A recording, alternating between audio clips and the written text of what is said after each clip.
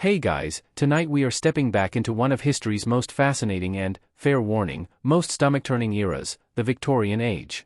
You are standing, right now in your imagination, on a cobblestone street somewhere in 1860s London. The gas lamps are flickering. The fog is rolling in thick and yellow off the Thames. And the smell, oh, the smell, hits you before anything else does. It is a layered, complex, deeply personal smell. It is the smell of several thousand people who have not bathed this week, or last week, or possibly the week before that. It clings to the wool of every coat, rises from the mud beneath your boots, and somehow finds its way into your mouth before you can cover your nose. Welcome, genuinely, to the Victorian world. You probably will not survive this one with your sense of smell intact.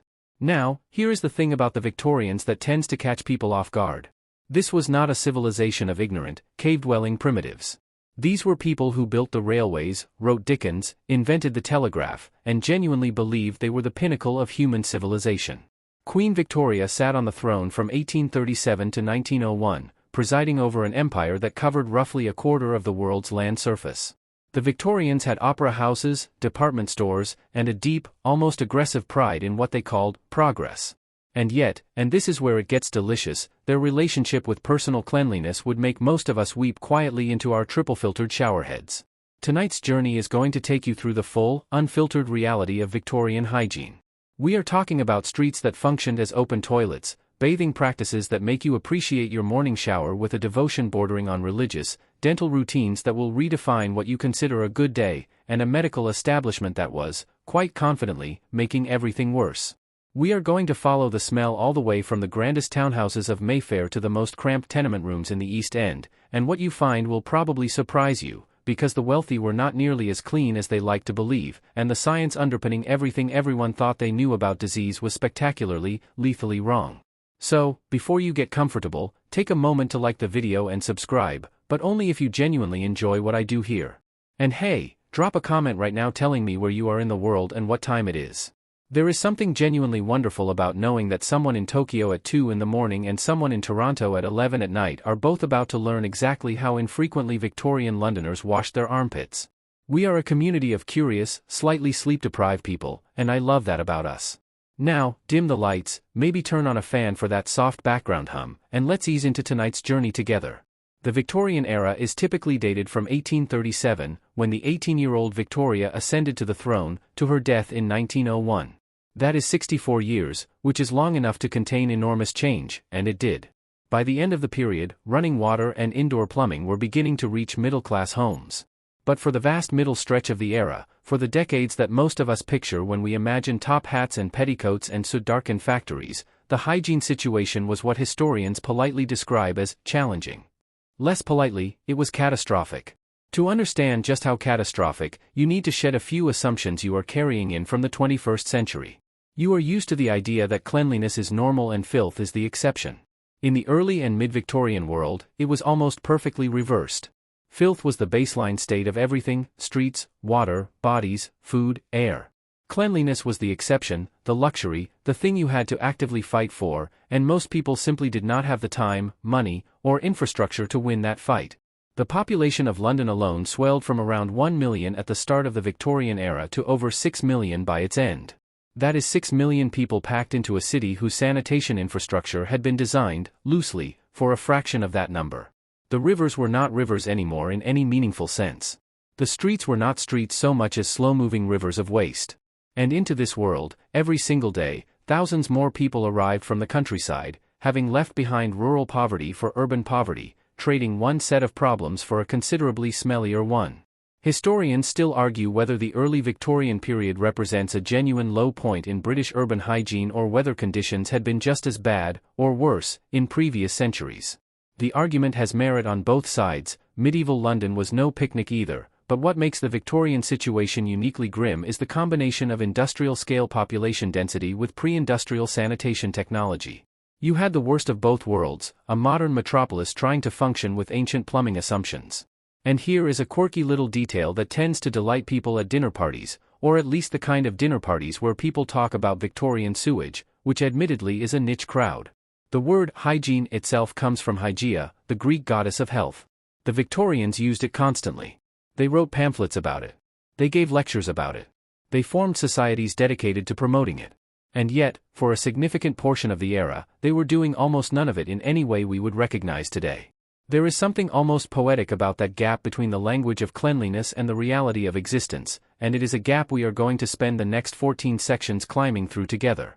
You wake up in a Victorian morning, somewhere around 1855, and the first thing you notice is that there is no tap to turn. There is no handle on the wall, no pipe running obligingly through your house, no reassuring sound of water moving through infrastructure on your behalf. If you want water today, for drinking, for cooking, for any gesture in the direction of washing, you are going to have to go and get it. Physically. With your body. Possibly quite far from where you are standing right now. For the majority of Victorian working-class families, water came from one of a handful of sources, none of which were particularly convenient and most of which were at least mildly terrifying from a public health standpoint. There were public standpipes and street pumps, scattered through neighborhoods, which were turned on for only a few hours each day, sometimes as little as 2 or 3 hours in the morning, and if you missed that window, you missed your water. There were water carriers, men who hauled water through the streets in barrels and sold it by the bucket, which was an option if you had money and if the barrel had not been filled from somewhere downstream of a sewage outlet, which was not always a guarantee. And then there were the rivers and the wells, which we will get to shortly, and which are their own special category of horror. The water companies that served Victorian London are a fascinating study in how private enterprise and public health can diverge catastrophically when left unsupervised. Several competing companies supplied different districts of the city, and their pipes occasionally ran side by side down the same street, neither company willing to cooperate with the other. The water they delivered was, by modern standards, essentially liquid contamination. It was drawn from the Thames at points where the river was also receiving the outflow of thousands of cesspits and the runoff of streets covered in animal and human waste. It was filtered, sometimes, through sand beds that removed some of the visible particles but did essentially nothing about the bacteria that were at that point still an entirely unknown concept to Victorian science. You carry your bucket home. You have maybe 10 or 12 liters if you are lucky, which sounds like a reasonable amount until you realize it has to cover drinking water for a family of 6, water for cooking, water for any cleaning of surfaces or dishes, and water for personal hygiene. The math does not work in hygiene's favor. When survival-level tasks like cooking and drinking consume most of your water supply, washing your body slides down the priority list with remarkable speed. This is not laziness. This is arithmetic. Now, if you are slightly higher up the social ladder, say, a modestly comfortable tradesman or a lower middle-class clerk, you might have access to a water butt, a large barrel position to catch rainwater from the roof gutters. This was considered a step up. And in terms of volume, it was. But rainwater falling through the smoke-blackened air of an industrial Victorian city, running off a roof covered in soot and bird waste and whatever else settled there, and sitting in an open barrel for days or weeks was not exactly a spa treatment. It was cleaner than Thames water on some metrics and arguably worse on others, depending on the week. The effort involved in heating water deserves its own moment of recognition, because it adds another layer of friction to the already friction-heavy process of getting clean. Every drop of hot water required fuel. Coal or wood had to be burned, a fire had to be lit and maintained, a kettle or a pot had to be filled and brought to temperature, and then the hot water had to be combined with cold water in some kind of vessel to reach a usable temperature. For a full body wash, you would need multiple rounds of this process. For a family of any size, the cumulative fuel cost and time cost of hot baths was significant enough that they happened infrequently, planned in advance, and treated as an event rather than a routine. Historians still argue whether the average working-class Victorian adult bathed monthly, seasonally, or even less frequently than that, because the documentary record for ordinary people's hygiene habits is, predictably, sparse. The wealthy left diaries.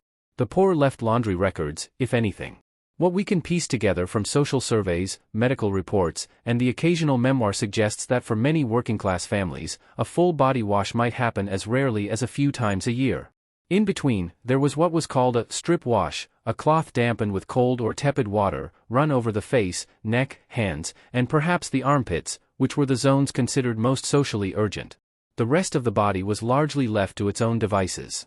Here is a wonderfully strange detail that tends to stop people mid-sentence when they hear it. In many working-class Victorian households, the same water used for the morning face wash might then be used to wipe down the baby, clean a wound, and eventually scrub the doorstep, in that order of priority. Water was not wasted. Water was a resource that was squeezed for every possible use before it was discarded, which means that by the end of its domestic life, the water doing the cleaning was itself carrying more contamination than the surfaces it was being applied to. Middle and upper-class households had access to more water, of course, and the infrastructure of servants to carry it, heat it, and fill the hip baths and slipper baths that sat in dressing rooms. But even here, the supply was limited compared to modern expectations. A Victorian gentleman's morning ablutions, described in etiquette manuals of the period, involved washing the face and hands, perhaps sponging the torso, and that was considered thorough. The full immersion bath was weekly at best, and even among the comfortable classes, this was the standard expectation, not the embarrassing minimum. So as you stand there in your Victorian morning with your single bucket of questionable water, understanding that this is not a failure of character but a failure of infrastructure, you start to see the shape of the problem more clearly. Everything that follows, the streets, the diseases, the smell, the strange beauty rituals built on foundations of genuine filth, flows from this single originating fact. There simply was not enough clean water, close enough, cheap enough, and easy enough to heat, to make cleanliness anything other than a luxury. And luxuries, as the Victorians very well knew, were not evenly distributed. So you have your bucket of water. You have your fire going, your pot heating slowly over the coals, and you have mentally prepared yourself for what passes as bath day in the Victorian household. Now, the question is not just how you bathe, it is when, and in what order, and what exactly you are getting into by the time your turn arrives. Because the weekly bath, that hallowed Victorian ritual, was a communal experience in a way that the modern mind finds genuinely difficult to process, and the logistics of it reveal something deeply telling about how the era understood bodies, cleanliness, and the social order within a single family's walls. The setup begins the night before, or early in the morning, depending on the household schedule. The tin bath, a shallow, oval or slipper-shaped tub, usually made of galvanized iron, wide enough to sit in but rarely deep enough to submerge anything above the hip, is dragged out from wherever it lives, which is often the scullery, the yard, or under a bed. It is placed in front of the kitchen fireplace, because that is the warmest room in the house and because heating water happens there anyway. And then the filling begins, which is an operation of considerable labor. Kettles and pots make trip after trip from the fire to the tub, each one adding a few liters of hot water until there is enough to cover the bather to a modest depth. Given the number of trips required, the physical effort involved in preparing a bath was itself enough to make you want one slightly less than you did before you started. Now here is where it gets interesting, and by interesting, you understand that what follows is going to make you want to take 3 showers in a row. The hot water, once in the tub, was not replaced between bathers. It could not be. The effort of filling it once was already substantial. Filling it again from scratch for each family member would consume the entire morning and most of the coal supply. So the water was shared. One filling, multiple users, and the order of those users was determined by a hierarchy that feels almost satirically on the nose when you examine it. Father went first. He was the patriarch, the breadwinner, the person whose cleanliness arguably mattered most for professional appearances in the outside world. He got the water hot, relatively clean, and still carrying some faint promise of hygiene. After him came the mother, into water that was now somewhat cooler and somewhat cloudier. Then the children, oldest to youngest, each successive child inheriting water that was progressively darker, cooler, and more richly textured with the accumulated residue of everyone who had come before. By the time the youngest child, and Victorian families were frequently large, 6, 8, 10 children not being unusual, made it into the tub, the water had taken on qualities that are genuinely difficult to describe in polite company. There is a phrase that appears in various Victorian memoirs and social histories, usually attributed to the experience of the last child in the bath order, and it goes something like, "Don't throw the baby out with the bathwater." You have probably heard that expression your whole life and never stopped to consider that it was literal advice. The water was so dark and so full of suspended material that you could, theoretically, lose a small child in it. The temperature situation alone would have made modern people deeply uncomfortable. Victorian tin baths lost heat rapidly, especially in the drafty, poorly insulated rooms of working-class homes. By the time you were a middle child in a family of 7, you were climbing into lukewarm, murky water, washing with a bar of soap that was either rough yellow kitchen soap or, if the family was doing slightly better financially, something marginally more refined, and scrubbing with a cloth that had already been through several rounds of use. The idea of this being hygienic by any measurable standard is generous to the point of fiction, but it was the ritual, and it was performed with a kind of dutiful regularity that suggests the Victorians genuinely believed it was doing something useful. And in fairness, it was doing something. Removing visible surface dirt, particularly from hands and faces, did have real public health implications, and even the most perfunctory wash reduced some of the accumulated grime of a working week. The problem was what it did not remove, the bacteria, the parasites, the invisible biological life that was merrily going about its business on and in Victorian bodies without anyone having the conceptual framework to address it. Soap in the Victorian era, particularly cheap soap, was not the carefully pH-balanced, antimicrobially thoughtful product you have in your shower.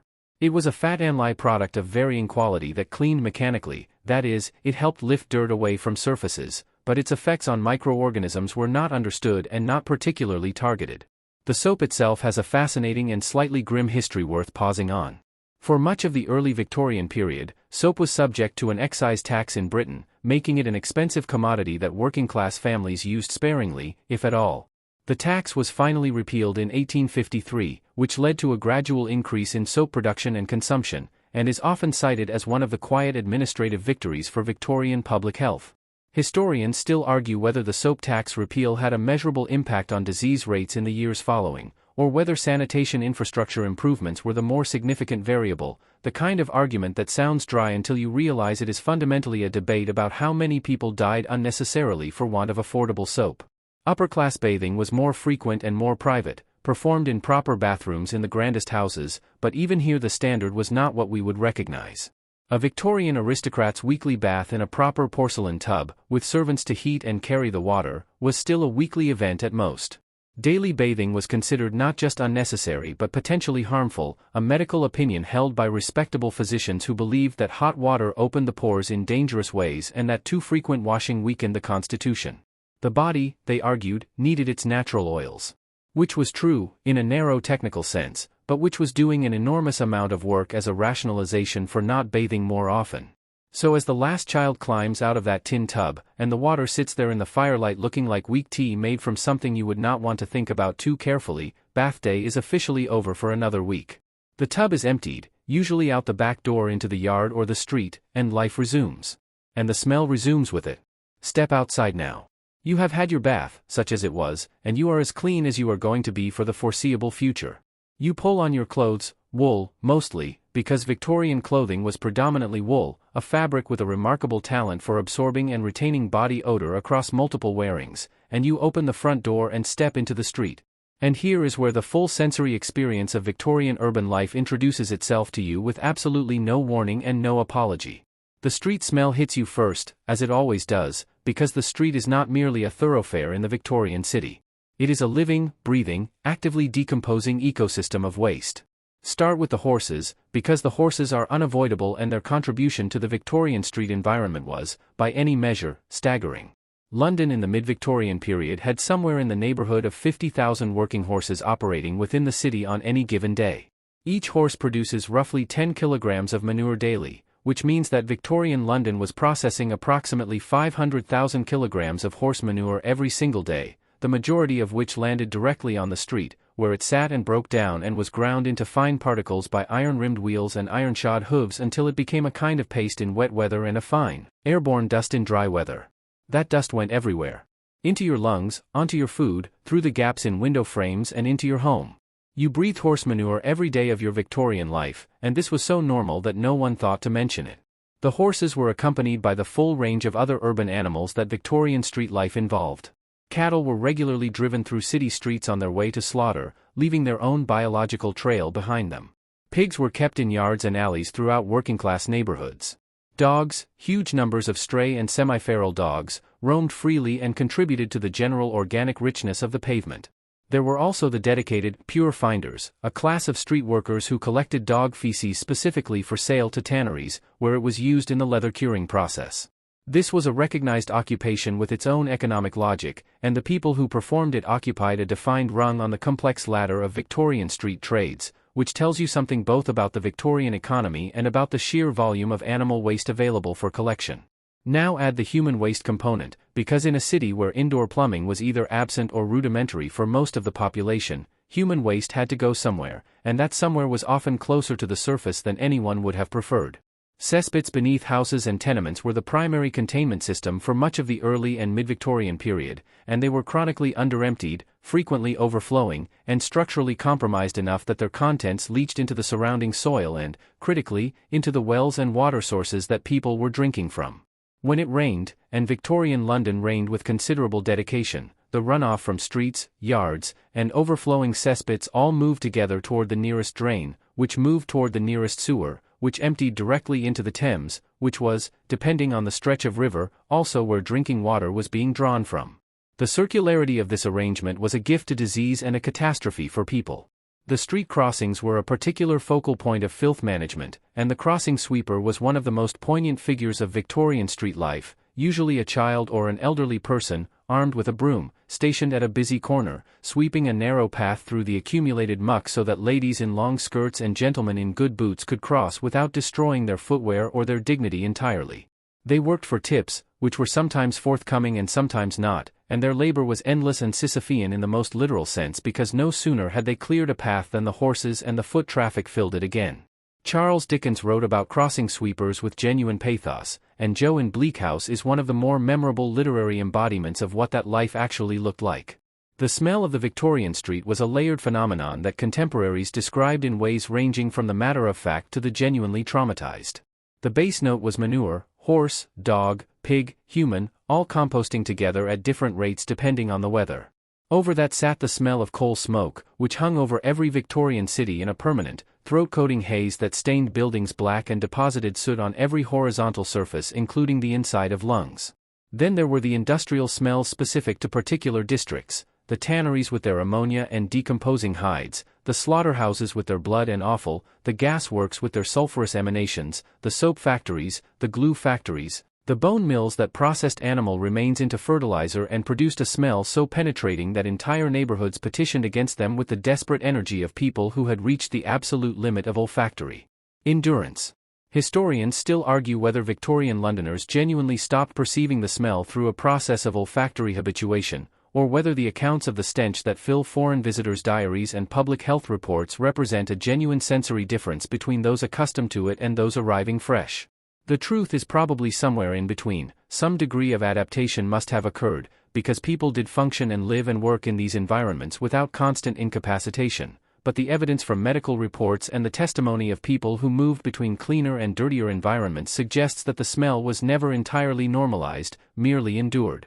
What strikes you, standing on this Victorian street with your freshly washed body already beginning to collect the ambient grime of the city air, is that cleanliness in this environment was not just difficult to achieve but almost impossible to maintain. The moment you stepped outside, the street was undoing whatever modest progress the tin bath had accomplished.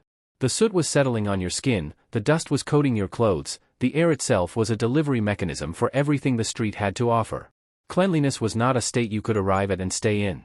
It was, at best, a direction of travel, and the city was constantly pushing you the other way. You have been walking these streets for a few sections now, and you have started to develop a certain grim tolerance for what Victorian urban life smells like at street level. But nothing, and this is worth pausing on, because nothing genuinely prepares you for this, nothing in your accumulated experience of Victorian filth quite readies you for what happens in the summer of 1858, when the Thames decides that it has absorbed quite enough of London's waste and responds by making its feelings known in the most dramatic way a river can manage without actually catching fire. Which, in a different industrial context and a different river, was also a thing that happened, but tonight we are focused on London, and on what history remembers, with a combination of dark humor and genuine horror, as the Great Stink. To understand the Great Stink, you need to understand what the Thames had become by the mid-19th century.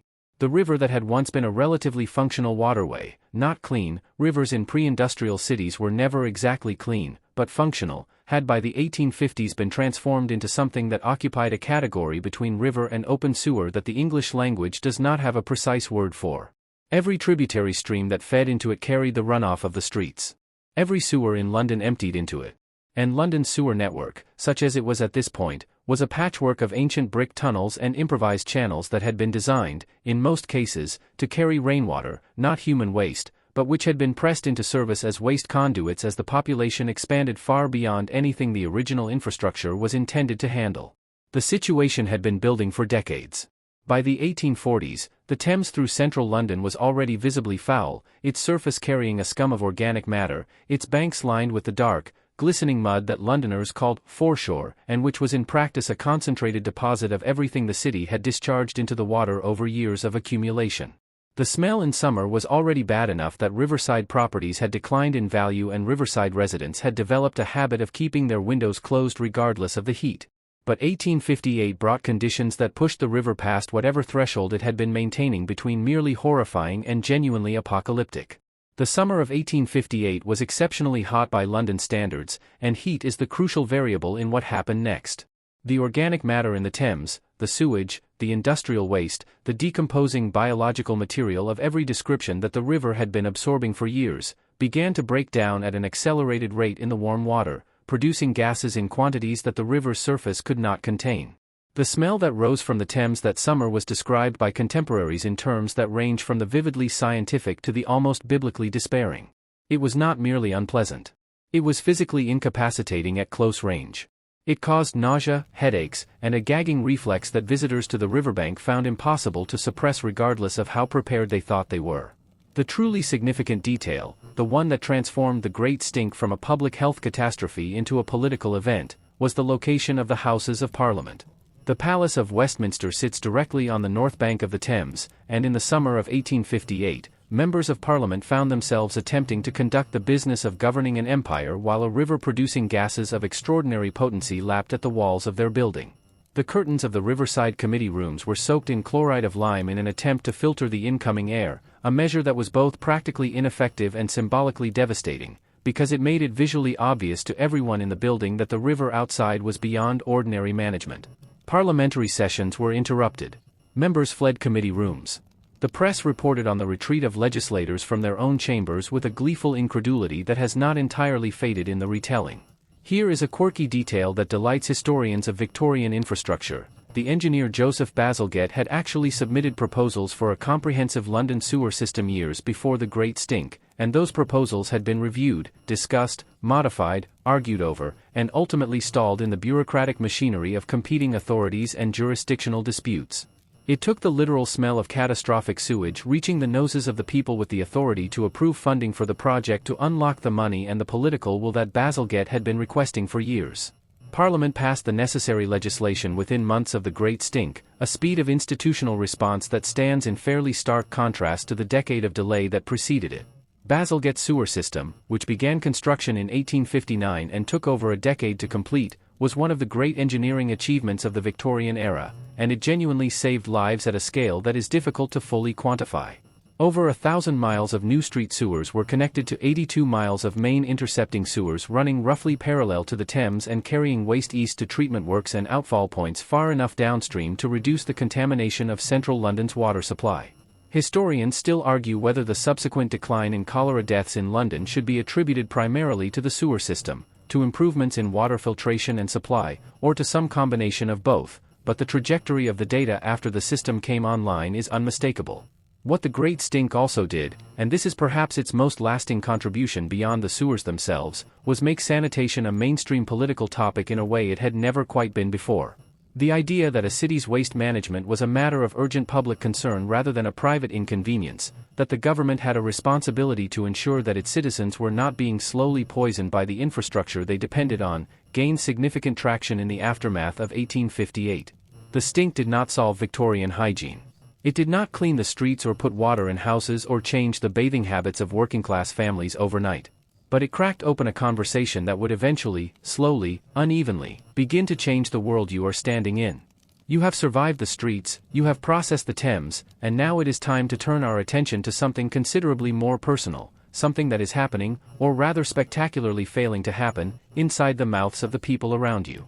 Victorian dental care is a subject that manages to be simultaneously fascinating, deeply sad, and almost cosmically absurd, and it deserves a full and careful examination because what the Victorians did to their teeth, and what they believed they were doing for their teeth, represents one of the more vivid illustrations of the gap between confident Victorian expertise and actual beneficial outcomes. Start with the toothbrush, because the toothbrush in the Victorian period was a real object that existed and was used, and yet its existence did remarkably little to improve the dental situation of the average Victorian mouth. Toothbrushes had been around in various forms since before the Victorian era. The basic concept of a handled brush with bristles for cleaning teeth was not new, but in the early and mid-Victorian period they were still luxury items, made with bone or ivory handles and natural bristles, expensive enough that working-class families either did not own them or shared a single one among the entire household, which is the kind of detail that makes modern dental hygienists go very quiet when they hear it. The pastes and powders used on these brushes, when brushes were used at all, were a remarkable collection of substances that share very little with what you squeeze from a tube this morning. The most common tooth cleaning preparation for working-class Victorians was a mixture of soot and salt, applied with a cloth or a finger. Soot is mildly abrasive, which does mechanically remove some surface staining, but it is also a complex mixture of carbon compounds and various other things you would not choose to put in your mouth if you were thinking about it carefully. Salt has genuine mild antiseptic properties, so the combination was not entirely without logic, but its net effect on the bacterial ecosystems thriving in Victorian mouths was, at best, minimal. Middle and upper-class households had access to a wider range of tooth powders, sold by chemists and druggists and advertised with the confident, unregulated enthusiasm that characterized Victorian commercial life. These powders contained ingredients including chalk, charcoal, orris root, and in some formulations, things considerably more alarming, including preparations containing lead compounds and, in some cases, acidic substances that actually eroded tooth enamel while creating the illusion of whiteness by revealing the paler underlayer of the tooth, a process that was quite literally destroying the very thing it claimed to be improving. The advertising around these products bears reading if you ever want a masterclass in confident misinformation delivered in elegant Victorian prose. Sugar consumption is the other crucial variable in the Victorian dental catastrophe, and it operated with particular cruelty because the Victorian period was precisely the era when sugar became affordable enough for working-class people to consume in significant quantities for the first time. The combination of increased sugar in the diet, inadequate tooth cleaning, no fluoride in the water supply, and no understanding of the bacterial mechanisms driving decay meant that Victorian mouths were, in many cases, in a state of active, ongoing disintegration that we would find shocking today. Tooth decay was so common as to be essentially universal among adults, and the pain of untreated dental caries was a constant background feature of Victorian daily life that barely merited mention because there was no realistic alternative to simply enduring it. Dentistry as a profession existed, but its practice in the early Victorian period occupied a position somewhere between genuine medicine and theatrical performance. The dentist, or more commonly the tooth puller, because extraction was far and away the most common dental intervention, might be a trained practitioner, or might be a barber, a blacksmith, or a traveling showman who had added tooth extraction to his repertoire of services. The technique was largely the same regardless of operator. The tooth was gripped with forceps or pliers and removed through a combination of twisting, pulling, and leverage that was effective in the sense that the tooth did eventually come out, but which was also capable of removing adjacent teeth, fracturing the jaw, and introducing infections that could, and frequently did, prove fatal. Anesthesia in the form of ether became available from the 1840s and chloroform shortly after, but its use in dental extraction was not universal or even common for much of the Victorian period, meaning that the majority of tooth extractions were performed on fully conscious patients with nothing more than speed and a firm grip as the operative anesthetic strategy. Here is the quirky detail that tends to produce a very specific expression of horrified disbelief on people's faces when they first encounter it. In the Victorian period, having all of your teeth extracted and replaced with a full set of dentures was not considered a misfortune. It was, in many social circles, considered a perfectly reasonable and even desirable outcome, a solution to the ongoing problem of painful, decaying teeth that offered a clean break, so to speak, and a set of replacement teeth that would not continue to cause trouble.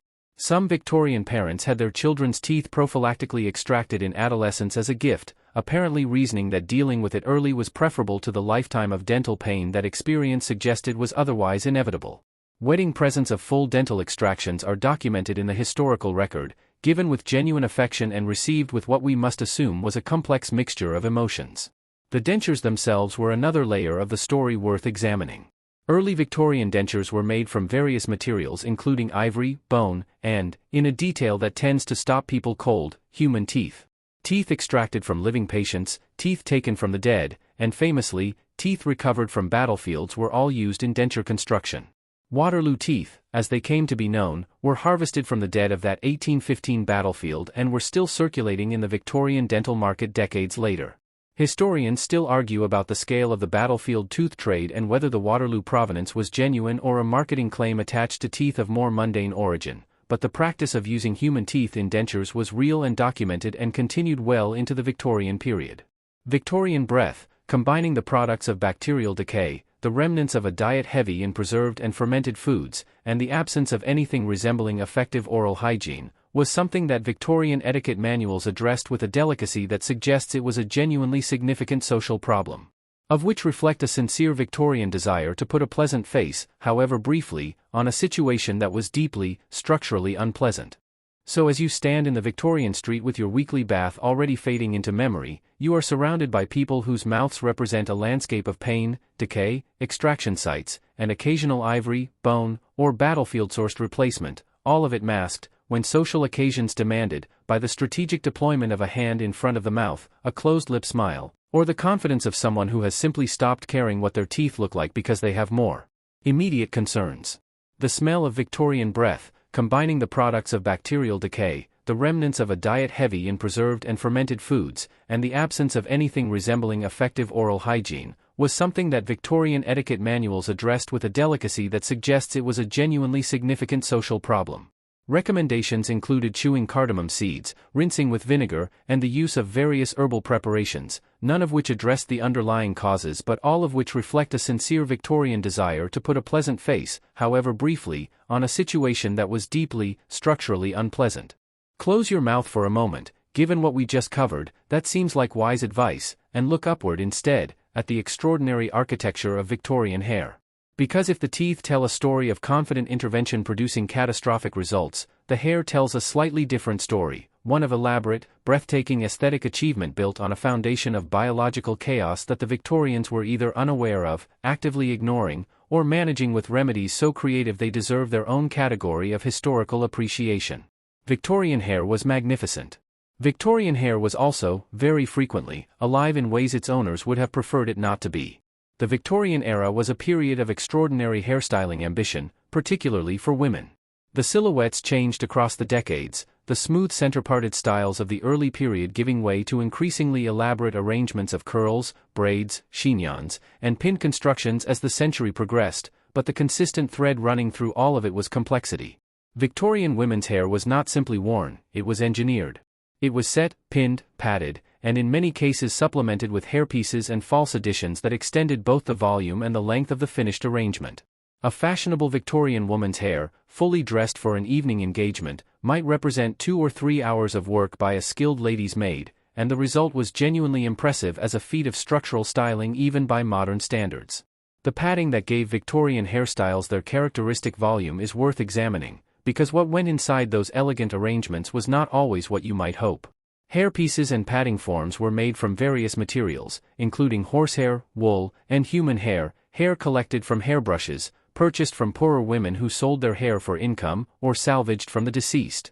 Hair receivers, small decorative containers that sat on Victorian dressing tables specifically for collecting the hair that came out during brushing, were standard items in any well-appointed bedroom, the contents saved for padding and supplementing the living hair in hairstyles. This was entirely normal and unremarkable, which is a useful reminder that the line between normal and remarkable is very much a product of your moment in history. Now add the lice. Because we cannot talk about Victorian hair without talking about lice, and specifically about the fact that pediculosis, infestation with head lice, was extraordinarily common across all social classes in the Victorian period, though it was most densely concentrated among the poor and was particularly prevalent among children. The conditions that promote lice transmission are close physical contact, shared bedding and clothing, and infrequent hair washing, and the Victorian world provided all three in abundance. In crowded working-class households where multiple family members shared beds, where clothing was rarely washed, and where hair might go weeks between any kind of cleaning, lice spread with the easy confidence of something operating in ideal conditions. The remedies deployed against Victorian lice form one of the more colorful sections of the era's medical and domestic literature.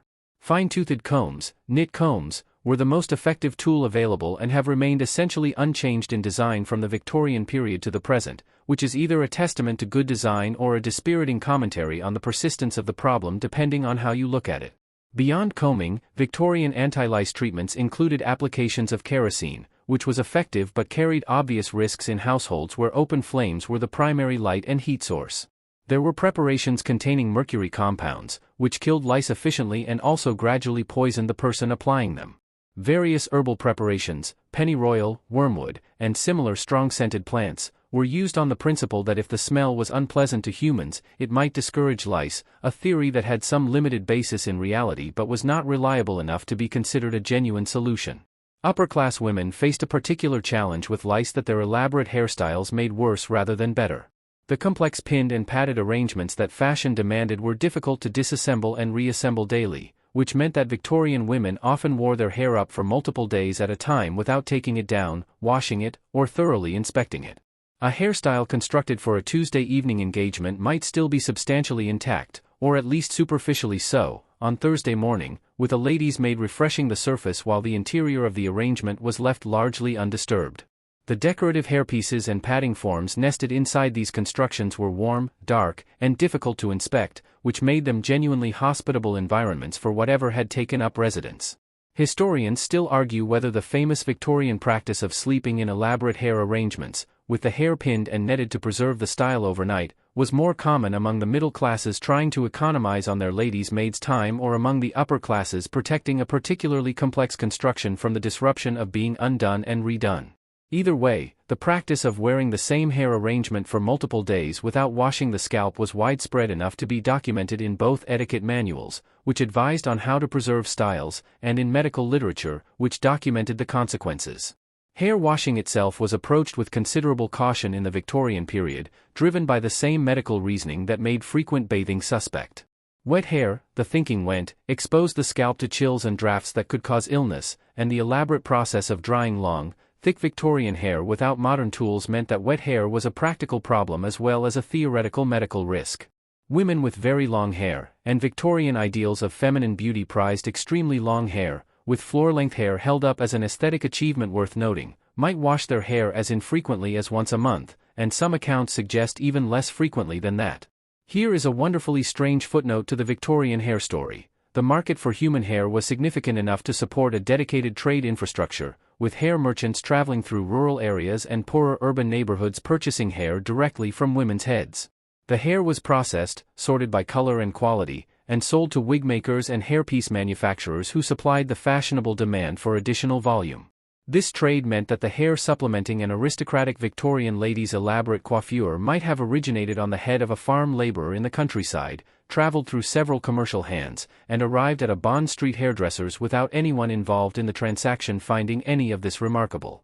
Victorian hair connected the social classes in ways that nothing else quite managed to replicate, which is either charming or deeply unsettling, and you are welcome to land wherever you like on that spectrum. Pull your gaze away from the hair for a moment, and try not to think too hard about what might be living in it, and consider instead the olfactory landscape of the Victorian social world from a slightly different angle.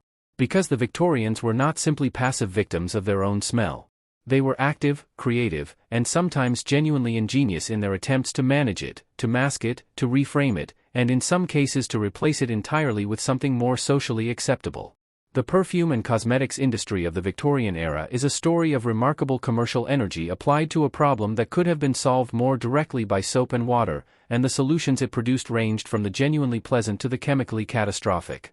Start with the basic logic, because it is important to understand that the Victorian approach to personal scent was not simply ignorance or laziness. It was a coherent system built on a coherent, if incorrect, set of assumptions about how bodies worked and what smells meant. The dominant medical framework for much of the Victorian period held that disease was caused by miasma, bad air, essentially, the invisible emanations of rotting organic matter that rose from sewers and swamps and garbage heaps and infected those who breathed them. In this framework, smell was not merely unpleasant. It was a genuine health signal.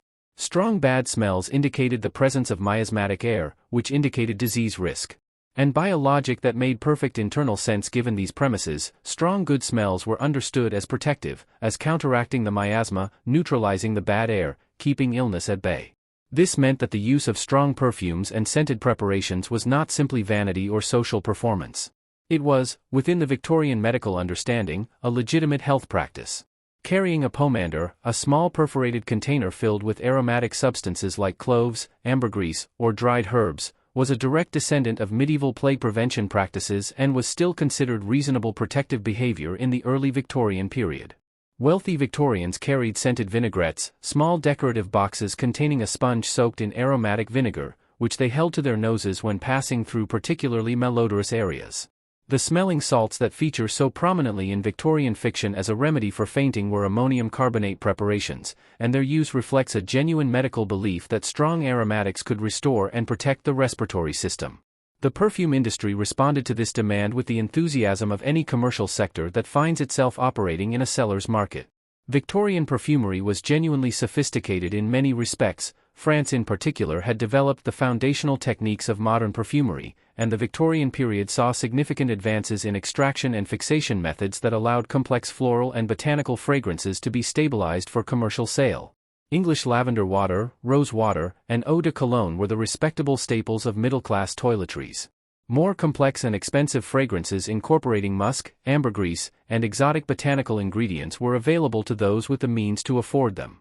The application of perfume to mask the smell of an infrequently washed body was so standard as to be invisible, the baseline assumption of how the product was being used.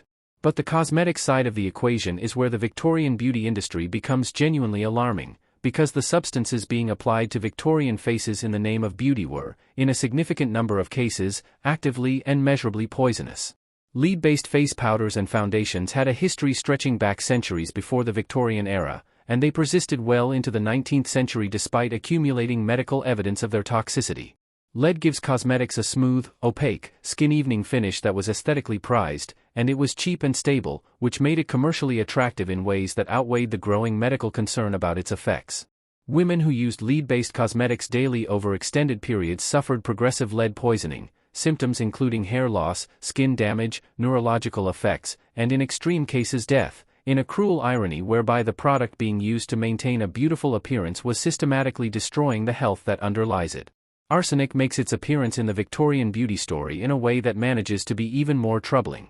Arsenic complexion wafers, small tablets containing arsenic compounds that were eaten to produce a pale, clear complexion from the inside, were sold and consumed by Victorian women who had been persuaded that dietary arsenic improved the skin.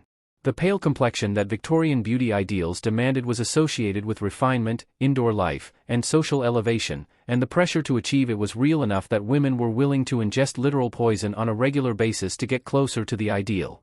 Historians still argue about how widely these preparations were actually used versus how widely they were advertised, but the fact that they existed and were commercially available tells you something significant about the intersection of beauty standards, commercial opportunism, and the limits of Victorian medical consumer protection. Here is a quirky detail from the Victorian cosmetics world that illuminates the era's particular relationship with artifice and authenticity. The use of belladonna eye drops to dilate the pupils and produce the wide-eyed, luminous look considered attractive was common enough to be documented in beauty literature of the period. Belladonna, deadly nightshade, is a genuinely dangerous substance, and its repeated use as an eye drop caused blurred vision, light sensitivity, and over time contributed to eye damage, but the aesthetic effect it produced was considered worth the cost by enough Victorian women to sustain a market for it. The name belladonna, which means beautiful woman in Italian, is a reminder that this particular dangerous beauty practice predates the Victorian era by several centuries, which is either reassuring or deeply disheartening depending on your view of the pace of human learning. The men of Victorian society were not exempt from the cosmetics and scent industry, though the products marketed to them were framed differently, as grooming aids, tonics, and preparations for the hair and beard rather than as beautifying agents, because vanity in Victorian gender ideology was a feminine quality and men who openly pursued it were suspect. Hair pomades containing various waxes, oils, and scented substances were standard masculine grooming products, applied to tame and shape the elaborate mustaches and side whiskers that Victorian male fashion demanded. Some of these pomades contained bare fat, which was prized for its consistency and its supposed hair-strengthening properties, and which also, incidentally, had a scent profile that interacted with body odor in ways that we can reconstruct analytically but perhaps should not dwell on too extensively. People for whom it was simply the texture of existence. The net effect of all this perfuming, powdering, and cosmetic application on top of infrequently washed bodies was a Victorian social world in which the sensory experience of close human proximity was extraordinarily complex, layers of applied scent over the biological baseline, the whole mixture shifting and evolving across the course of a day as body heat worked on both the natural and applied components. It was, in its way, a complete olfactory world, consistent within its own logic, and the Victorians navigated it with the confident ease of people for whom it was simply the texture of existence. Set aside the perfume bottles and the arsenic wafers for a moment, and follow me indoors, because there is a domestic reality of Victorian life that we have been circling around since the beginning of this journey and which deserves its own careful, unflinching examination. The question of what happened to human waste inside Victorian homes, between the moment of production and the moment of removal, is one of those subjects that Victorian etiquette emphatically did not discuss in polite company, which is precisely why it accumulated into one of the era's most significant public health disasters with so little organized resistance. Nobody wanted to talk about it. And so nothing got done about it until the smell made conversation impossible. The chamber pot is where the indoor story begins. Every Victorian bedroom contained one, tucked under the bed or inside a bedside cabinet called a commode, and its function was exactly what you are imagining. In a home without indoor plumbing, without a bathroom, and without anything resembling a toilet in the modern sense, the chamber pot was the nighttime solution to biological necessity, and it was used by every member of the household from the youngest child to the oldest grandparent without any particular embarrassment, because there was no alternative, and embarrassment is a luxury you cannot afford when necessity is pressing. Chamber pots were made of ceramic, earthenware, or in humbler households tin, and they ranged from the utterly plain to the elaborately decorated. There is a genre of Victorian chamber pot featuring portraits of unpopular public figures inside the bowl that tells you something cheerful about Victorian humor and something practical about the human need to find comedy in unavoidable situations. The chamber pot's contents in the morning presented a management question that every Victorian household solved in roughly the same way. In working-class homes, the pot was emptied out the back window into the yard, or carried to the nearest outdoor privy, a shared outhouse serving multiple households, frequently in a state of considerable disrepair and overflow, or simply added to the cesspit beneath the house if one existed. In middle and upper-class homes, the task fell to the housemaids, who emptied chamber pots as part of the early morning routine before the family was awake, carrying the slop pails downstairs and out to the cesspit or the sewer connection if the house had one. This was universally considered one of the least desirable domestic tasks, which is saying something in a Victorian household where the competition for least desirable task was genuinely fierce. The cesspit is the next layer of the system, and it is important to understand what a cesspit actually was in the Victorian domestic context, because it was not the sealed, managed containment structure that the word might suggest to a modern reader. A Victorian urban cesspit was typically a brick-lined pit beneath the house or in the immediate yard, into which the household's waste accumulated over time. The brickwork was rarely fully sealed, it was often deliberately left with gaps to allow liquid to drain away into the surrounding soil, a design feature that was economically motivated and hygienically catastrophic, because the liquid draining away was carrying pathogens directly into the ground through which water wells drew their supply.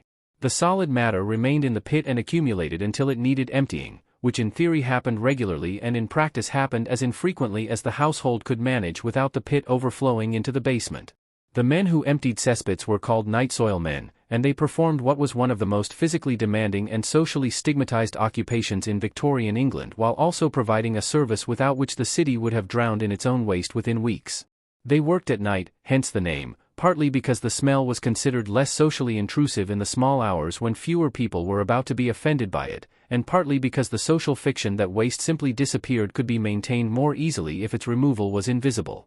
A team of night soil men would arrive at a property after dark, open the cesspit access, and remove the contents by bucket and shovel, loading the waste into wooden tubs carried on a horse-drawn cart. The work was done by the light of lanterns, in conditions that required a level of physical and psychological fortitude that is difficult to fully appreciate from the distance of a century and a half. The night soil collected by these workers had economic value, which is one of those Victorian facts that consistently surprises people but makes complete sense once you think about it. Human waste contains nitrogen and phosphorus compounds that function as effective agricultural fertilizer, and for much of the Victorian period there was an active market for night soil among farmers in the areas surrounding cities. The material collected from London cesspits was transported to market gardens and farms in the surrounding counties, where it was applied to soil and contributed, in a rather direct way, to the vegetables that then made their way back into London to be sold in the markets. The circularity of this arrangement, waste leaving the city, produce returning, was understood and accepted by everyone in the chain, because agricultural reuse of human waste was ancient practice and the logic of it was self-evident. What was less clearly understood was the disease transmission potential of applying insufficiently treated human waste to food crops, which added another route of pathogen circulation to an already richly connected system. Historians still argue about the extent to which the night soil trade declined in response to the expansion of the sewer network and the introduction of the water closet, versus how much it persisted in areas and social strata where modern sanitation arrived late. What is clear is that the transition was neither simultaneous nor uniform. The sewer system Bazalgette built served central London first, and the outer districts and poorer neighbourhoods waited years or decades for connection, meaning that the night soil economy and the modern sanitation economy coexisted for a significant period. serving different parts of the city according to the uneven pace of Victorian infrastructure investment. The water closet, what we would call a toilet, existed in the Victorian period and was installed in middle and upper-class homes from relatively early in the era, but its presence created its own set of problems before the sewer network existed to manage its output. A water closet connected to a cesspit rather than a proper sewer simply accelerated the rate at which the cesspit filled, and the water used to flush it added liquid volume to the pit that increased the rate of leakage into surrounding soil. The early Victorian water closet, celebrated as a mark of domestic modernity, was in many cases making the groundwater contamination problem worse rather than better, a situation that was not fully recognized until the connection between contaminated water sources and cholera transmission began to be established through the work of people like John Snow in the 1850s. So as you lie in your Victorian bed tonight, with the chamber pot tucked underneath and the cesspit digesting beneath the floor, you are participating in a waste management system of considerable antiquity and considerable dysfunction, one that is moving, slowly and painfully, toward something better, but which has not arrived there yet, and which is in the meantime doing measurable damage to the health of everyone it touches. Lie still for a moment in that Victorian bedroom, with the chamber pot beneath you and the cesspit below that, and consider the medical framework that the doctors of this era were using to make sense of all the illness and death that surrounded them. Because the story of Victorian hygiene is not just a story about infrastructure and economics and social habits, it is also, crucially, a story about ideas. About the specific, confident, well-argued, and substantially wrong ideas that shaped how Victorian medicine understood disease, and how those wrong ideas kept an entire civilization from making the changes that could have saved enormous numbers of lives, for decades longer than necessary. The history of germ theory and its resistance is one of the most consequential intellectual dramas in human history, and it played out right here, in the middle of all the filth we have been walking through together. The dominant theory of disease causation through most of the Victorian period was miasma theory, and it is important to approach it with a degree of intellectual charity before condemning it, because miasma theory was not simply ignorant superstition. It was a reasoned, evidence-based framework that had been developed over centuries and that made genuine predictive sense given the observational tools available before microscopy. The core idea was that disease arose from the inhalation of corrupt air, the gaseous emanations of decaying organic matter, stagnant water, rotting vegetation, and human and animal waste. Miasma was invisible and odorous, and the correlation between bad smells and high disease rates was real and observable, which gave the theory powerful intuitive support. Places that smelled bad, swamps, sewers, crowded tenements, marshes, did indeed have higher rates of disease, and the miasma framework explained this correlation in a way that felt satisfying and actionable. The problem, of course, was that the correlation existed for reasons that had nothing to do with smell and everything to do with the waterborne and person-to-person transmission of pathogens that miasma theory had no conceptual category for. Bad smells and high disease rates clustered together not because the smells caused disease but because both were products of the same underlying conditions, poor sanitation, contaminated water, overcrowding, that actually drove infection. The smell was a signal, not a cause, but miasma theory read it as the cause, and this misreading had consequences that stretched across decades and countless deaths. John Snow is the figure whose name appears most prominently in the story of Victorian disease theory, and deservedly so. Snow was a London physician who, during the cholera outbreak of 1854 centered on the Broad Street neighborhood of Soho, conducted an investigation that has become foundational to the history of epidemiology. By mapping the cases of cholera in the affected area and correlating them with the locations of water pumps rather than with prevailing wind directions or proximity to miasmatic sources, Snow built a compelling case that cholera was transmitted through contaminated water rather than through the air. His intervention, persuading the local authorities to remove the handle from the Broad Street pump, preventing its use, is one of the most famous moments in public health history, a single practical action based on a new theoretical framework that stopped an outbreak in its tracks. What is less often emphasized in the popular telling of the Snow story is how long it took his conclusions to be accepted, and how vigorously they were resisted by the medical establishment. Snow published his findings, presented his maps, and made his argument clearly and methodically, and the response from mainstream Victorian medicine was largely skeptical. The miasma framework was deeply entrenched, supported by respected authorities, and had the advantage of being the theory everyone already knew and had built their practices around. Germ theory, at the point when Snow was working, was not yet the coherent, experimentally supported framework it would become after the work of Pasteur and Koch in the 1860s and 1870s. Snow was arguing against a prevailing theory without yet having the full alternative theory to replace it with, and the establishment responded as establishments generally do to challenges that lack a complete alternative, with polite but firm resistance. Ignaz Semmelweis is the figure whose story in this context is the most personally tragic, and it is a story worth sitting with because it illustrates the human cost of institutional resistance to new ideas with unusual clarity. Semmelweis was a Hungarian physician working in Vienna in the 1840s who observed that the rate of puerperal fever, childbed fever, in the maternity ward where medical students and doctors delivered babies was dramatically higher than in the ward staffed by midwives. He identified the critical difference: the medical students and doctors were coming directly from performing autopsies on cadavers to delivering babies, without washing their hands in between, while the midwives had no contact with cadavers. He introduced mandatory handwashing with a chlorinated lime solution in his ward, and the death rate dropped precipitously, from rates as high as 10 or 15% to under 2%. Semmelweis published his findings and was met with a response from the medical community that ranged from indifference to active hostility. The idea that doctors themselves were transmitting fatal illness to their patients, that clean, respectable physicians with their professional authority and social standing were the vectors of death in the maternity ward, was not merely theoretically challenging. It was personally and professionally offensive to the practitioners whose behavior it implicated. Doctors did not carry disease. Doctors treated disease.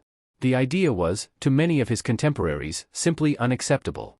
Semmelweis grew increasingly frustrated and erratic in his advocacy, his behavior becoming more extreme as his evidence was ignored, and he died in 1865 in a mental institution, reportedly from an infection. Some accounts suggest it may have been the very type of wound infection he had spent his career trying to prevent.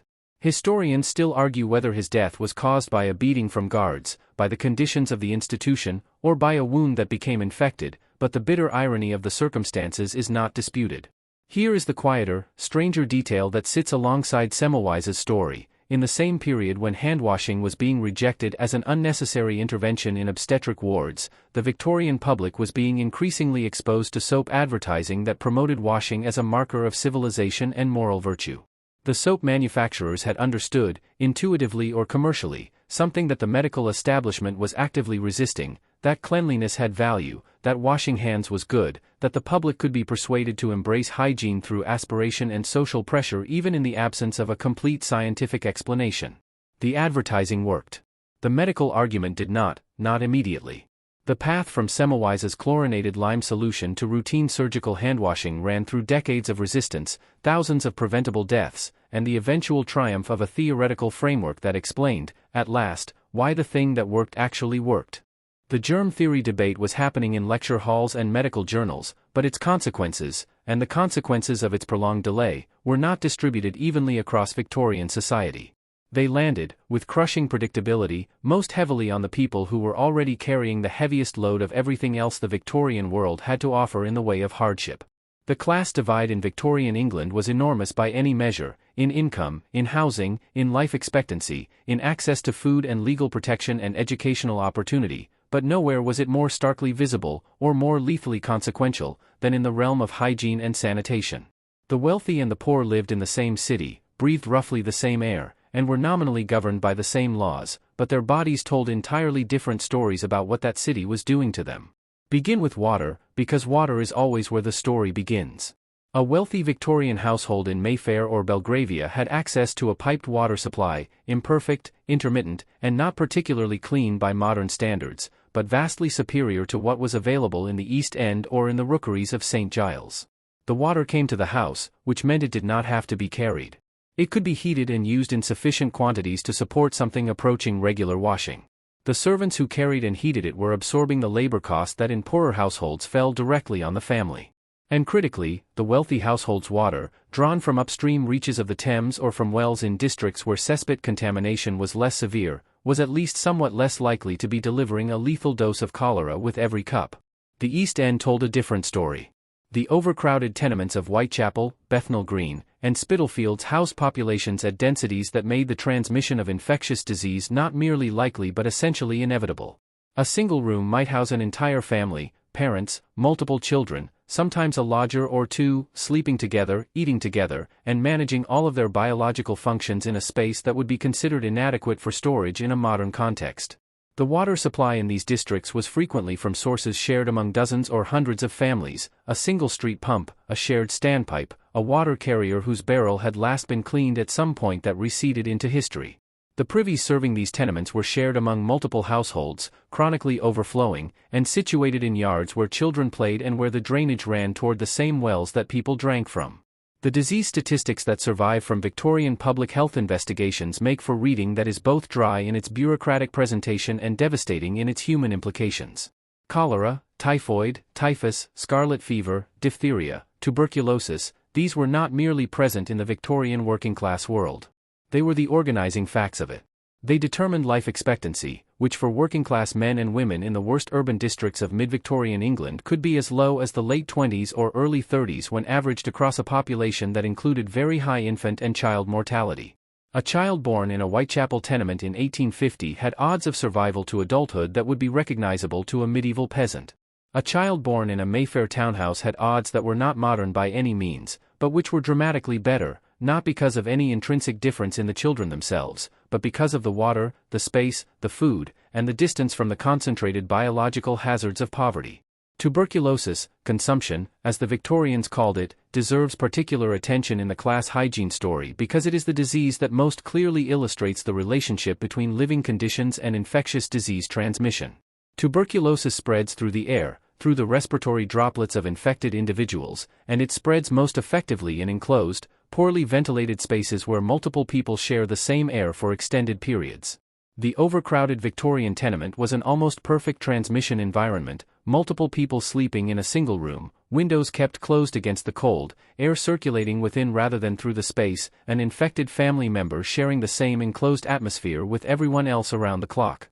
Upper-class Victorian households, with their larger rooms, higher ceilings, and tendency toward ventilation as a domestic virtue, were not immune to tuberculosis. The disease crossed class lines with more democratic enthusiasm than almost any other Victorian illness, but the transmission dynamics in spacious, well-ventilated houses were measurably less favorable than in the cramped tenement. The wealthy Victorians were aware of the conditions in which the poor lived, or at least they were aware that such conditions existed, and their responses ranged across a spectrum from genuine reforming concern to comfortable rationalization.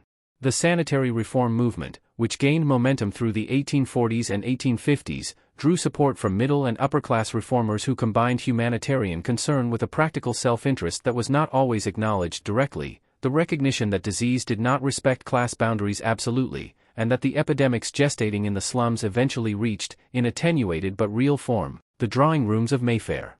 Cholera in particular had a talent for crossing class lines that made the comfortable classes pay attention in ways that diseases more strictly confined to poverty did not. Historians still argue about the motivations driving Victorian sanitary reform, whether it was primarily humanitarian, primarily self-interested, primarily a project of social control aimed at regulating the bodies and behaviors of the poor, or some combination of all three operating simultaneously in the minds of the people involved. The answer is probably all of the above, in proportions that varied from individual to individual and moment to moment, which is not a particularly satisfying conclusion but is probably the most accurate one. Here is a detail that tends to complicate the clean narrative of rich clean poor dirty in ways worth noting. The wealthy Victorian household had its own set of hygiene problems that money did not entirely solve. The servants who maintained upper-class domestic life, who cleaned, cooked, laundered, and emptied chamber pots, lived in conditions within the grand house that were often closer to working-class tenement conditions than to the comfortable family rooms above stairs. Attic rooms and basement quarters were cold, poorly ventilated, and shared among multiple servants sleeping in close proximity. The disease that entered an upper-class household often arrived through the servants' quarters, brought in by workers who moved between the world of poverty and the world of wealth on a daily basis and who carried the biological consequences of their living conditions with them through the kitchen door. Keep that image of the servants' attic room in mind as we turn now to the children of Victorian England, because the story of Victorian childhood and hygiene is one that requires a particular kind of attentiveness, a willingness to sit with statistics and individual details that are genuinely distressing without becoming so overwhelmed by the distress that you lose the thread of what they mean and why they matter.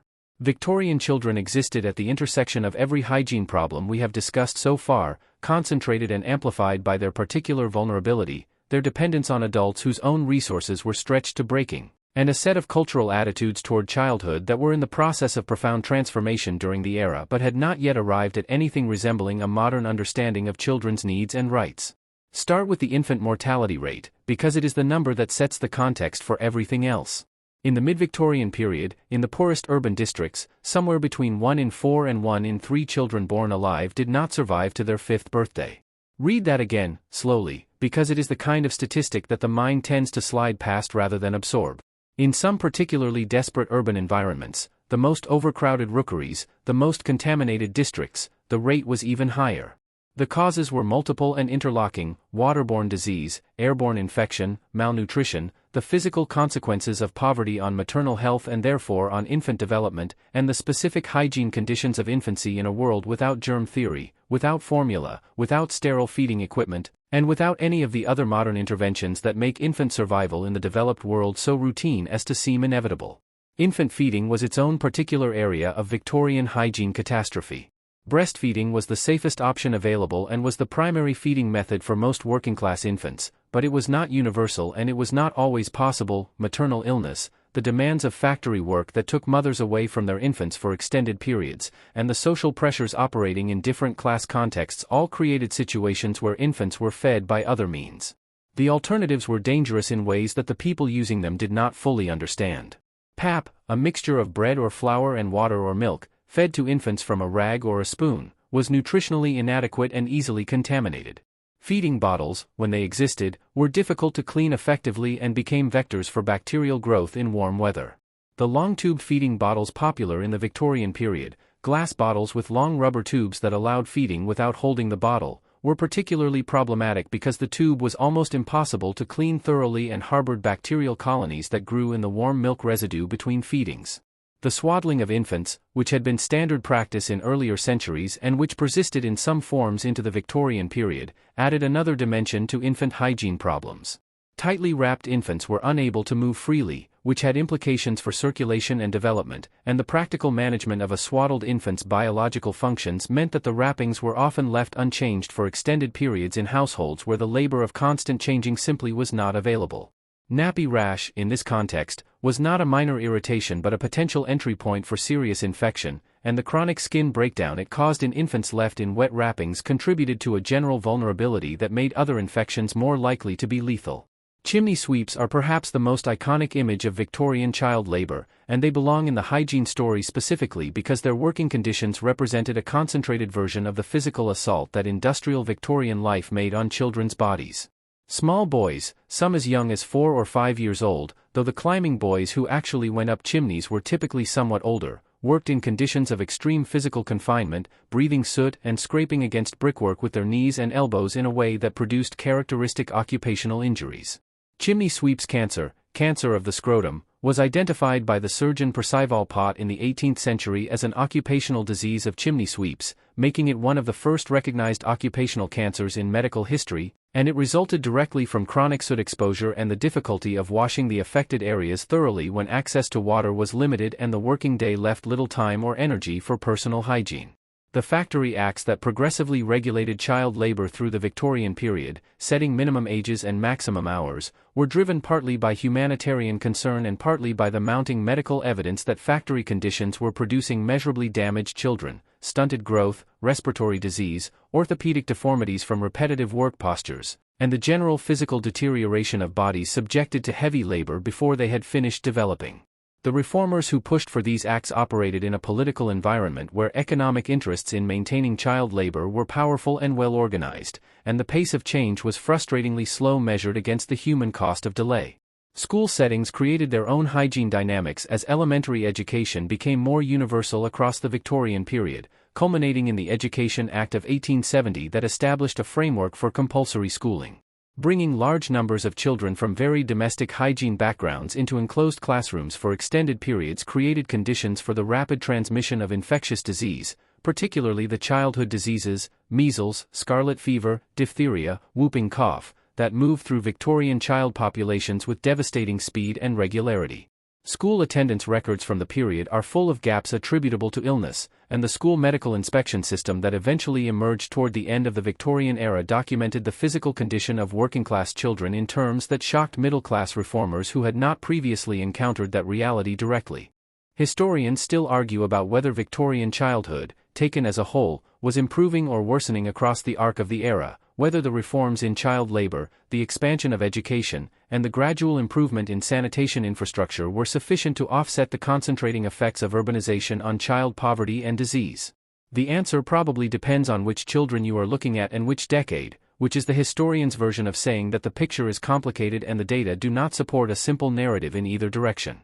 Here is a quieter, stranger detail from the world of Victorian children's hygiene that tends to linger. The cold bath as a child-rearing tool was actively promoted by Victorian child-rearing manuals and medical authorities as a method of toughening children, strengthening their constitutions, and building the physical and moral resilience that Victorian childhood was supposed to produce. Cold baths, cold sponging, cold water poured over children in the morning as a bracing start to the day. These were not punishments but prescriptions, recommended by doctors and followed by conscientious middle-class parents who were genuinely trying to do right by their children within the framework of what Victorian medicine told them was beneficial. The gap between intention and outcome in Victorian childcare is one of the era's recurring themes, and it never quite loses its power to make you feel something complicated. Step away from the nursery now, and follow me somewhere that the Victorian era considered a place of healing and recovery but which the mortality statistics suggest we should approach with considerably more caution than that framing implies. The Victorian hospital is one of those institutions that looks, from the outside and from a distance, like a sign of civilizational progress, organized, professional, staffed by trained practitioners, dedicated to the systematic treatment of illness and injury. And in some respects it was exactly that. But the Victorian hospital, particularly in the first half of the era, was also a place where the confluence of overcrowding, poor ventilation, contaminated water, and the complete absence of any understanding of infection transmission created conditions that made survival of a hospital stay a genuine accomplishment rather than an expectation, and where the interventions of well-meaning, trained, confident physicians were in many cases actively accelerating the deaths of their patients. Begin with the physical environment, because the buildings themselves were part of the problem. Early Victorian hospitals were typically converted from older structures not designed for medical use, or built according to architectural principles that prioritized the appearance of order and grandeur over the functional requirements of disease management.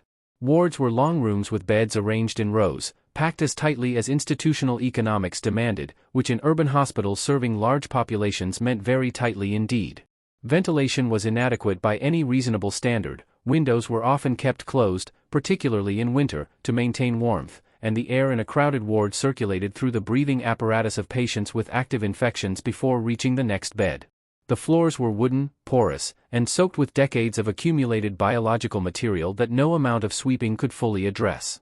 The walls were painted or plastered in ways that trapped moisture and organic residue. The smell of a Victorian hospital ward was described by contemporaries in terms that overlap significantly with the descriptions of the more challenging Victorian streets, a rich, complex, biologically active smell that carried information about the state of the patients within it. Surgical wards were the most dangerous territory in the Victorian hospital, and the statistics surrounding Victorian surgery before the introduction of antiseptic technique are among the most sobering numbers in medical history. Major surgery, amputations, abdominal operations, the removal of tumors, was performed in theaters that were exactly that, amphitheaters where students and observers crowded around the operating table to watch and learn, contributing their own biological material to the already complex environment. Surgeons operated in their street clothes, or in old coats kept specifically for operating that accumulated the biological residue of previous procedures and were considered, paradoxically, marks of experience rather than vectors of contamination. The more stained the coat, the more operations its owner had performed, and the more stained it became, the more it was worn as a badge of professional pride rather than laundered into uselessness. Instruments were not sterilized between uses in any modern sense.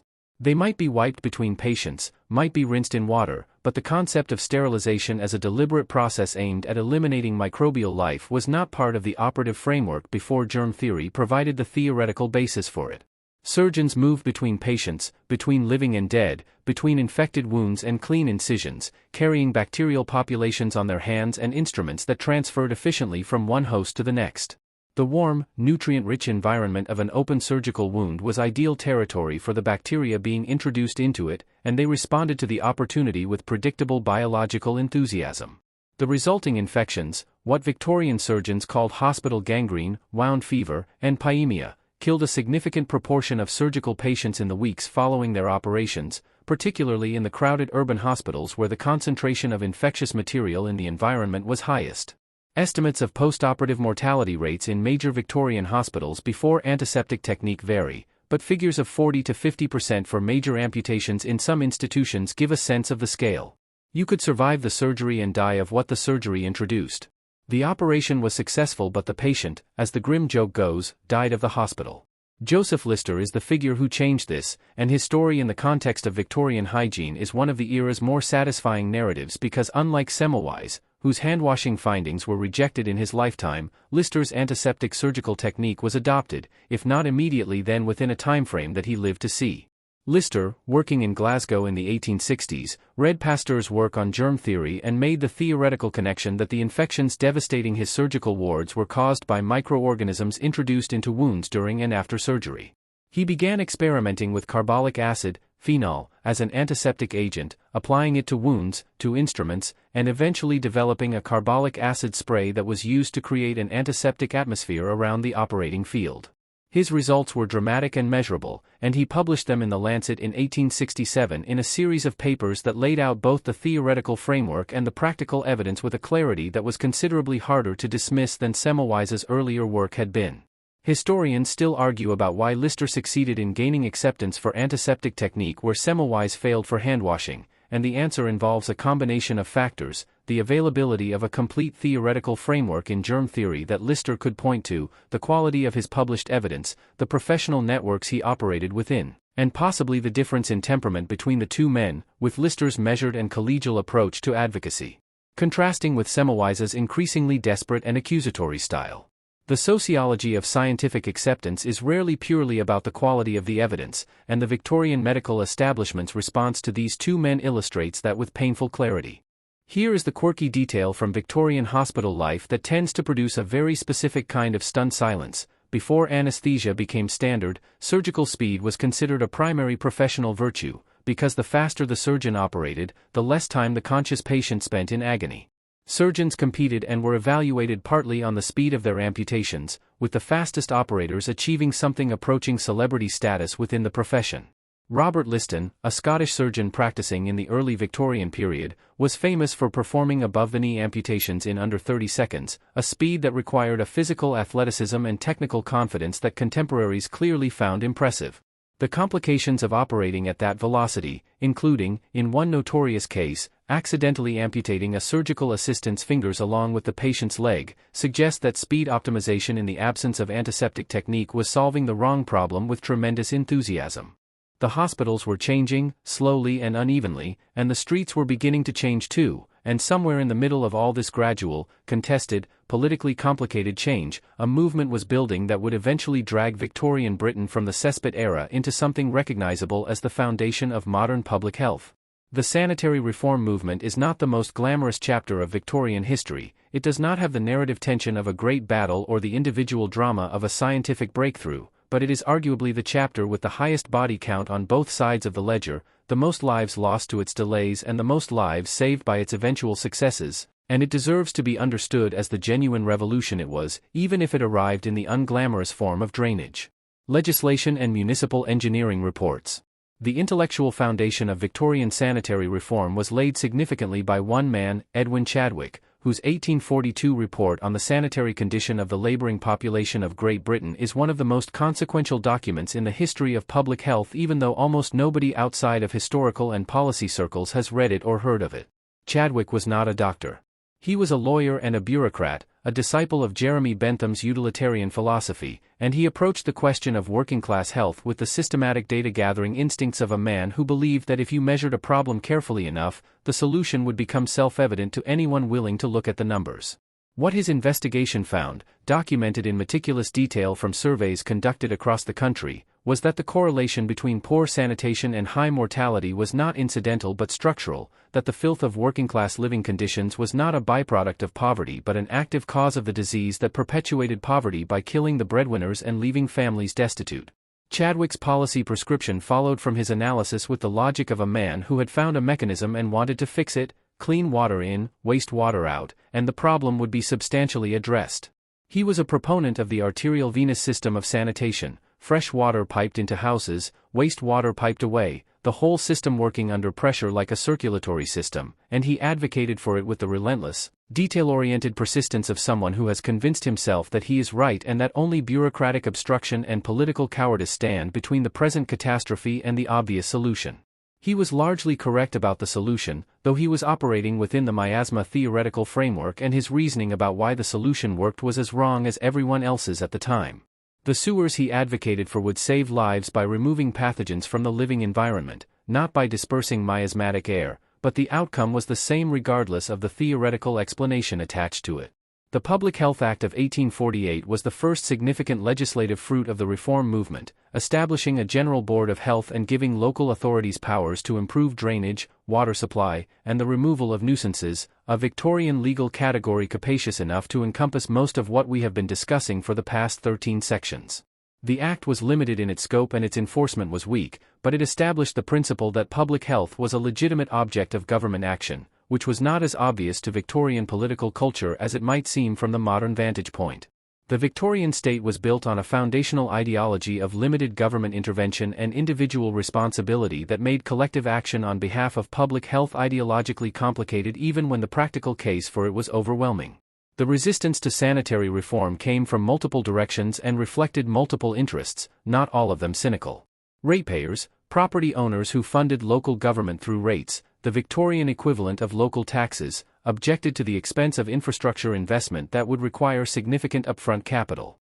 Landlords of working-class housing objected to requirements that would obligate them to improve properties in ways that would cost money. Water companies objected to regulations that would constrain their profitable but inadequate operations. And there was a strand of ideological resistance that was genuinely principled, rooted in the conviction that the state had no business telling individuals how to manage their own bodies, their own property, or their own domestic arrangements, a conviction that had genuine philosophical coherence even when its practical consequences were catastrophic. The engineers who actually built Victorian sanitation infrastructure deserve recognition that history has not always given them, because the technical challenges they solved were substantial and the solutions they devised were genuinely elegant. Bazalgette's London sewer system, which we touched on in the context of the Great Stink, involved not just the construction of the sewers themselves but the development of new materials, new construction techniques, and new approaches to the hydraulic engineering of gravity-fed systems that had to move enormous volumes of liquid waste across a city with complex topography and existing underground infrastructure. The embankments built along the Thames to house the intercepting sewers also created new riverside roads and transformed the geography of central London in ways that are still visible today. The Victoria Embankment, the Albert Embankment, and the Chelsea Embankment are all Bazalgette's legacy, their riverside elegance concealing the sewers that made them necessary. Water supply reform ran parallel to sewer reform and was in many respects even more directly connected to the disease reduction that followed. The progressive municipalization of water supply, the process by which local authorities took over water provision from private companies and invested in filtration and eventually chlorination, produced measurable reductions in typhoid and cholera mortality that epidemiologists could track in the data as each improvement came online.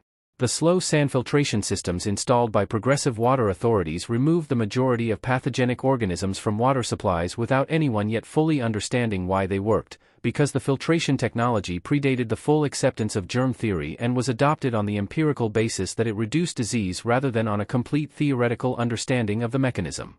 Historians still argue about which element of Victorian sanitary reform, sewers, water supply improvement, housing regulation, or the broader social changes that accompanied rising living standards, contributed most to the dramatic decline in infectious disease mortality that occurred across the second half of the 19th century.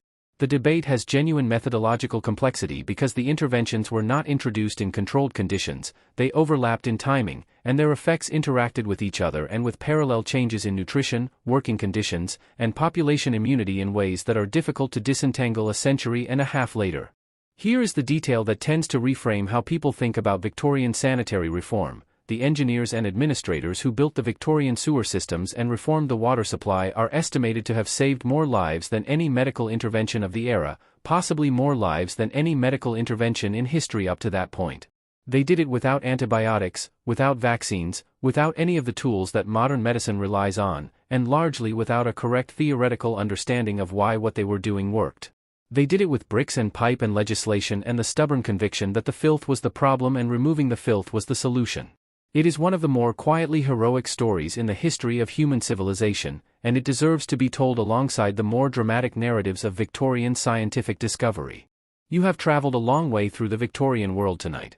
You have stood in streets that functioned as open sewers, lowered yourself into a tin bath that had already seen better days before your turn arrived, breathed air that carried the accumulated biological output of 6 million people and 50,000 horses, and watched, from a safe historical distance, as the medical establishment confidently applied the wrong theoretical framework to every crisis it encountered while the engineers quietly built the infrastructure that actually saved lives. You have met the night soil men and the crossing sweepers and the chimney boys and the tooth pullers, and you have developed, I hope, a complicated kind of appreciation for the Victorians, not despite the filth but partly because of it, because people who lived through all of that and still built railways and wrote novels and reformed their own institutions deserve a certain quality of attention that simple condescension cannot provide. Now we come to the end of the journey, which is not really an ending but a beginning, the beginning of the world you actually live in, because the modern relationship with cleanliness and hygiene that you carry so naturally you barely notice it is largely a Victorian invention. The habits, the infrastructure, the anxieties, the products, and the cultural meanings attached to being clean all have their roots in the transformations of the Victorian era, and understanding where they came from changes how you see them in the present. The Victorian period did not merely improve sanitation. It created the modern concept of personal hygiene as a moral and social value, and that creation has shaped the world in ways that extend far beyond the bathroom. The soap industry is perhaps the most visible commercial embodiment of this transformation. We touched earlier on the repeal of the soap tax in 1853, but the full story of soap's cultural ascent in the Victorian period is worth completing here. The major soap manufacturers of the late Victorian era, Pears, Lever Brothers, and others, did not merely sell soap. They sold the idea of cleanliness as civilization, as moral virtue, as the outward sign of inward respectability. The famous Pears soap advertising of the 1880s and 1890s connected the product explicitly to British imperial ideology, presenting cleanliness as a gift of civilization to the uncivilized world, a framing that was racist in ways that reflected and reinforced Victorian imperial attitudes but which also illustrates how thoroughly soap had been embedded in Victorian moral discourse. Clean was not just clean. Clean was good, respectable, civilized, British. Dirty was its opposite in every dimension. This equation, cleanliness equals virtue, entered Victorian culture so deeply that it has never entirely left, and you can hear its echoes in contemporary language and attitude in ways that are worth noticing. The bathroom as a dedicated domestic space is another Victorian legacy that modern life takes entirely for granted.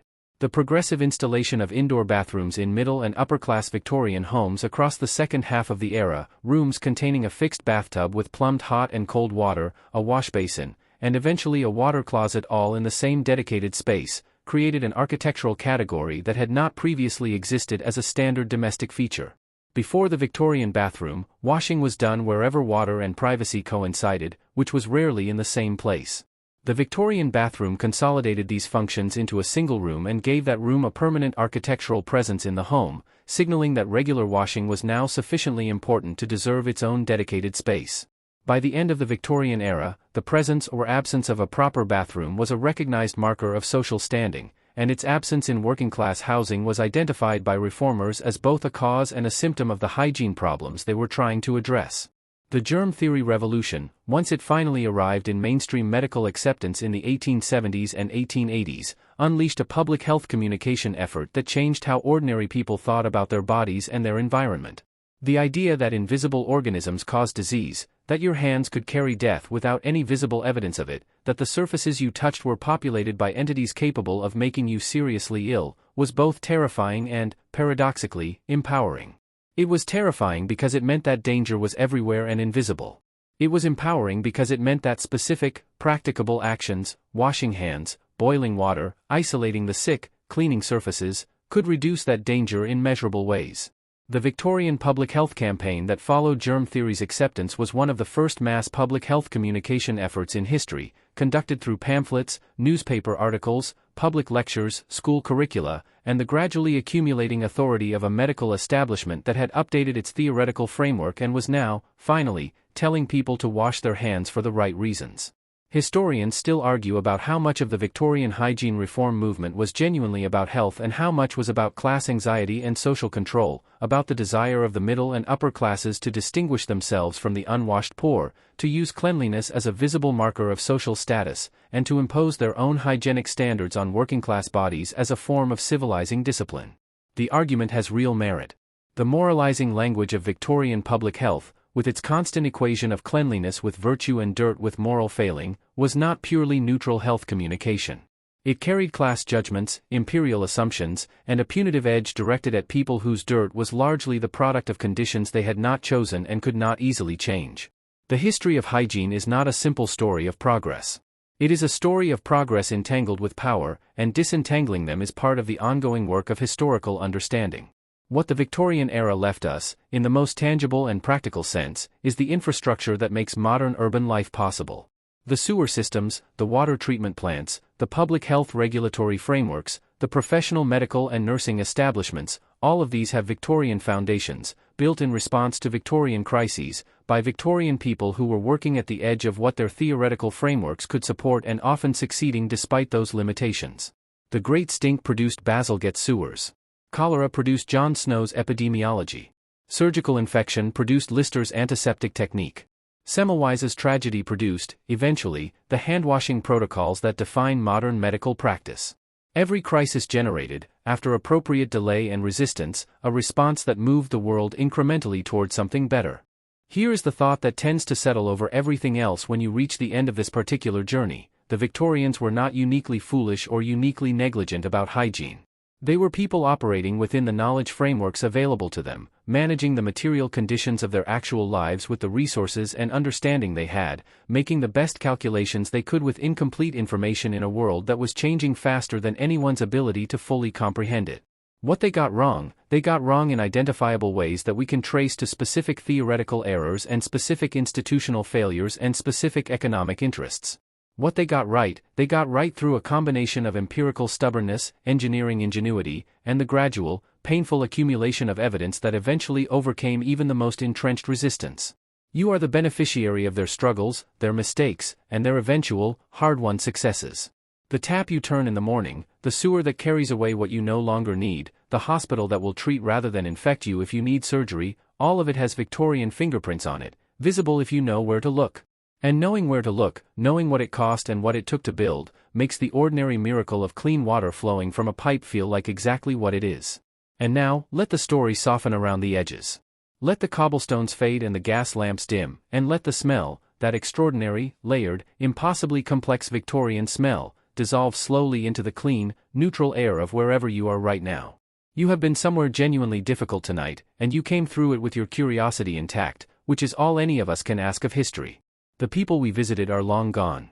The streets have been cleaned, the Thames runs clearer than it has in centuries, the tin baths have been replaced by rooms with hot running water that arrive without effort or labor or the carrying of any bucket. The night soil men are gone. The crossing sweepers are gone. The children in the chimneys are gone. What remains is the shape of the world they lived in and fought against and slowly, imperfectly improved, a shape that underlies the comfortable, sanitary present you are lying in right now. Let your breathing slow. Let the images soften, the fog, the lamplight, the sound of iron wheels on cobblestone, all of it fading now, like a city receding in the distance as you move away from it. You are warm. You are clean. You are, by any Victorian standard, extraordinarily, almost incomprehensibly fortunate. And that fortune is worth carrying gently into sleep. Good night.